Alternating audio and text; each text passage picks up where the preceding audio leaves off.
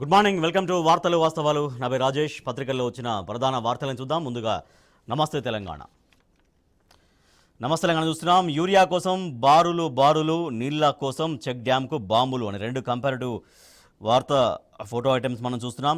రాష్ట్రంలో 10 ఏళ్లుగా కనిపించని క్యూ లైన్లు మళ్లీ మొదలయ్యాయి. ఒకవైపు యాసంగికి అదును దాటిపోతుండడం, మరోవైపు ఎరువుల కొరత ఏర్పడడంతో రైతులు యూరియా కోసం రాష్ట్ర వ్యాప్తంగా అనేక సెంటర్స్లో ఇట్లనే బారులు తీరి యూరియా కోసం వేచి చూడాల్సినటువంటి పరిస్థితి. అయినా కూడా అందక రైతులు ఇబ్బంది పడుతున్నటువంటి ఫోటో ఒకటి చూస్తే, నీళ్ల కోసం చెక్ డ్యాంకు బాంబులు. పెద్దపల్లి జిల్లా భోజనపేటలో చెక్ డ్యాంను పేల్చేసింది కొందరు విఫలయత్నం చేశారు.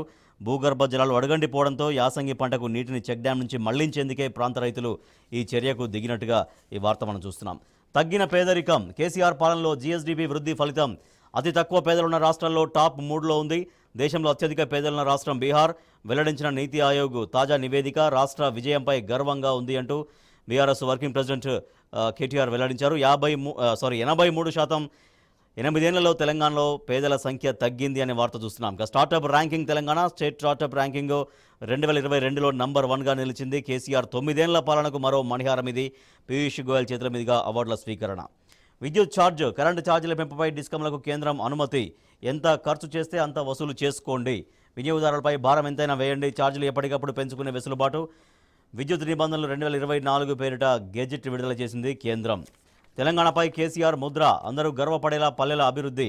10 ఏళ్లలోనే 81 అవార్డులు సాధించాం. బీఆర్ఎస్ వర్కింగ్ ప్రెసిడెంట్ కేటీఆర్ సిరిసిల్లలో ఆయన విస్తృత పర్యటన చేశారు. నేటి నుంచి బీఆర్ఎస్ సమీక్షలు మళ్లీ మొదలు కాబోతున్నాయి. ఇవాళ నాగర్ కర్నూల్ పార్లమెంటు నియోజకవర్గ సమావేశం జరగబోతోంది. సాంచా సప్పుళ్లు బంద్. సంక్షోభంలో వస్త్ర పరిశ్రమ. పేరుకుపోయిన 100 కోట్ల విలువైన పాలిస్టర్ నిల్వలు. బతుకమ్మ ఆర్వీఎం ఆర్డర్లపై అస్పష్టత. బకాయిల ఊసెత్తని ప్రభుత్వం. సిరిసిల్ల వస్త్ర పరిశ్రమ బంద్.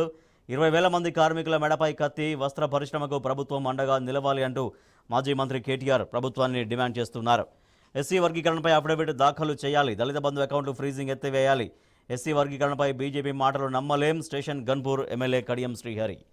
వర్సిటీ భూముల్ని హైకోర్టుకు ఇవ్వొద్దు. వర్సిటీ ప్రధాన గేటు వద్ద బైఠాయింపు. సెలవులోనూ అగ్రి విద్యార్థుల నిరసన కొనసాగింది. మల్లేష్ హత్యపై న్యాయ విచారణ జరిపించాలి అంటూ బీఆర్ఎస్ డిమాండ్ చేస్తుంది. భూ తగాదాల వల్లే మల్లేష్ హత్య జరిగిందంటూ Jupally Krishnarao వ్యాఖ్యానిస్తున్నారు.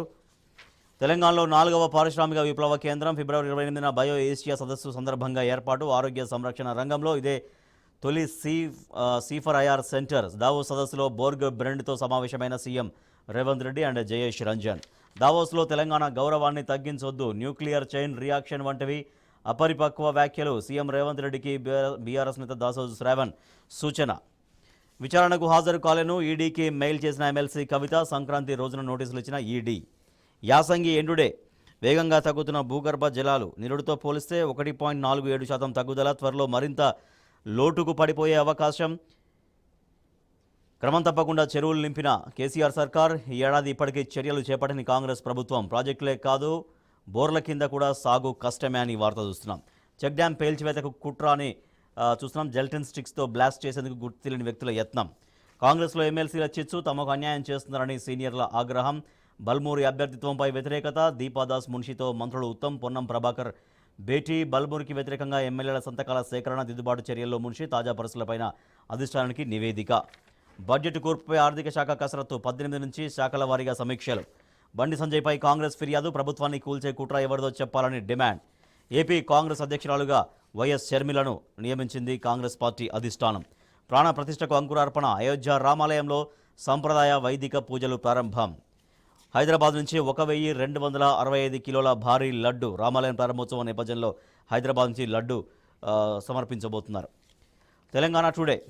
Poverty rate drops in state, down from 13.18% in 2015-16 to 3.76% in 2022 and 23. CM launches invests in TS at Davos. KTR urges government to help textile industry. Right, ఇవి పత్రికల్లో వచ్చిన ప్రధాన వార్తలు. వీటికి సంబంధించి వార్తలు వాస్తవాలు చర్చలోకి వెళ్దాం చిన్న బ్రేక్ తర్వాత. చూస్తూనే ఉండండి టీ న్యూస్.